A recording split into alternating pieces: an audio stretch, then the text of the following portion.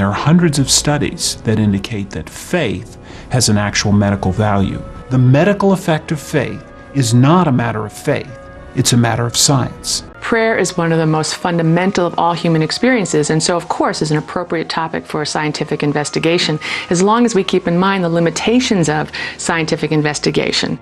But it tells you nothing about, number one, how prayer has an effect, and number two, what the meaning and the purpose of prayer is in both the lives of the prayers and the prayees. Abraham Maslow, a 20th century scientist and psychologist whose studies and writings have created much of our modern thought, wrote, "If there is any primary rule of science, it is acceptance of the obligation to acknowledge and describe all of reality, all that exists, everything. It must accept within its jurisdiction even that which it cannot understand, explain, that for which no theory exists, that which cannot be measured, predicted, controlled, or ordered. It includes all levels of knowledge and subjective experience." The historic record suggests that in many cases, prayer worked. In fact, we don't have to go back very far in the record to find startling examples with almost biblical results.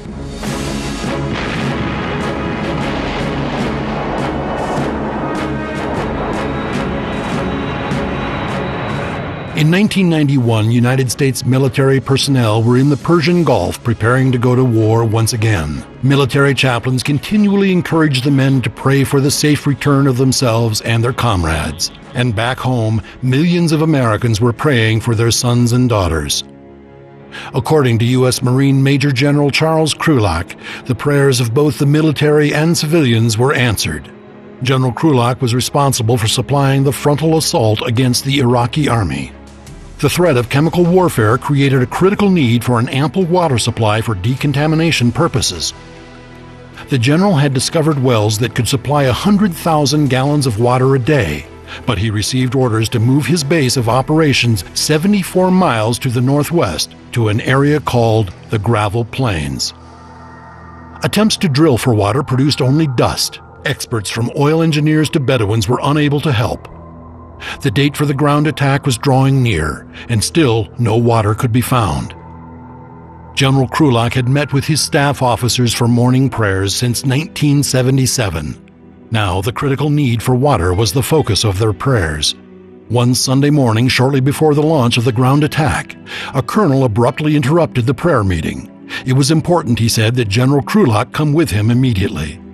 The colonel took General Krulak down a road that had recently been constructed by the Marine Corps. What the general saw jumped out like a mirage in the desert. A pipe stuck out of the ground not 50 yards from the new road, and at the base of the pipe was a green diesel generator, a red pump, and a 1,000-gallon fuel tank filled with a type of diesel fuel the general says was not in use by the Allied forces. When General Krulak pushed the ignition button, the generator started up instantly. The flow of water from the well was within 10 gallons of the 100,000 needed each day to protect the troops. The general and over 20,000 Marines had traveled that road, yet none of them saw the brightly painted pump until that Sunday morning.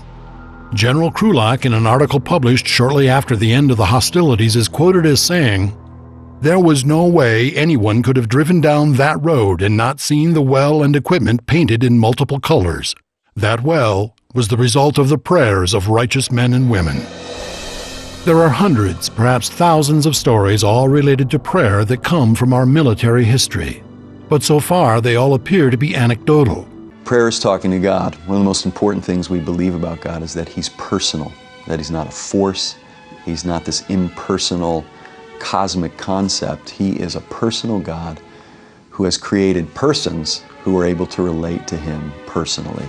And prayer is one of the fundamental ways we exhibit that we're made in God's image and are able to relate to Him and by talking to Him through prayer. And so prayer has a lot of components to it, but it's fundamentally talking to God, who loves us and cares for us and hears our prayer as a father hears the prayers of a child. So I think the first thing to realize is that prayer is not some rote thing we do. It needs to be done with engaged hearts. One of the most powerful passages in the Bible is when it says that Jesus prayed, not sort of as a detached rote thing, but with cries of anguish, with fervent prayer from the heart. And so we are talking to God, and so we go to Him and we cry out for Him to answer our prayers. But the reality is that He doesn't always do that. He doesn't always answer our prayers in the way we ask Him to answer them. And so in those times, as difficult as it may be, we need to be able to submit to the sovereign plan of God in our lives in a fallen world and trust Him that even when things don't go the way we hope they would, even then when they don't go the way we would expect them to from God's perspective, He still loves us, He's still at work, and we can trust Him in that. There are studies that have been done and more that will be done designed specifically to demonstrate the effectiveness of prayer. One such study was done by Dr. Robert A. Hummer and was designed to see if prayer could affect adult mortality. The results were astonishing. In the study, we found that religious attendance works to influence life expectancy and mortality.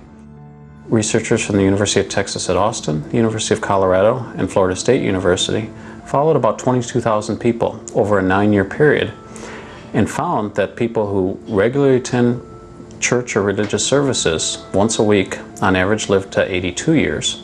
People who attend more than once a week live on average to 83 years. But people who never attend live on average to only 75 years. We think something important is going on here.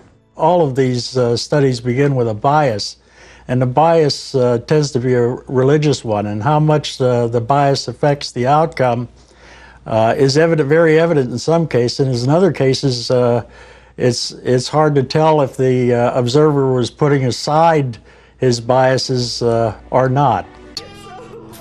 She was holding our baby daughter, who was crying uncontrollably and burning up with fever. My wife had tried to call the doctor, but was told he was gone for the weekend. And since we live in a rural area, it didn't appear we could get professional help before Monday morning. Terrified by the prospect of what a sustained high fever might do to one so young, I held the baby close to my breast and began rocking her gently in my arms. Her cheeks and her forehead were bright red and took on a purplish hue with each anguished cry. Without knowing why, I turned and walked down the hallway that led to the bedrooms. A door was open, and I slipped in and sat on the edge of one of the older children's beds. And from somewhere in the depths of my memory, I recalled a passage from the book of John. And whatsoever ye shall ask in my name, that will I do. I placed my hand on my daughter's burning brow and dropped my head in prayer. As I asked God to comfort and protect our baby, I felt her fever disappear. My daughter's forehead, so frighteningly hot, literally turned cool beneath my hand. I felt it as surely as I felt water turn from hot to cold. And almost at the same instant, the baby stopped crying. She looked up at me in the semi-darkness, and her tiny hand reached out and touched my cheek. Then she closed her eyes and went to sleep. My wife, concerned by the sudden quiet, came in and wanted to know what was wrong. I handed her our daughter and told her nothing was wrong, with a calm assurance I'd never felt at any other time in my life. I said simply, "She'll be fine."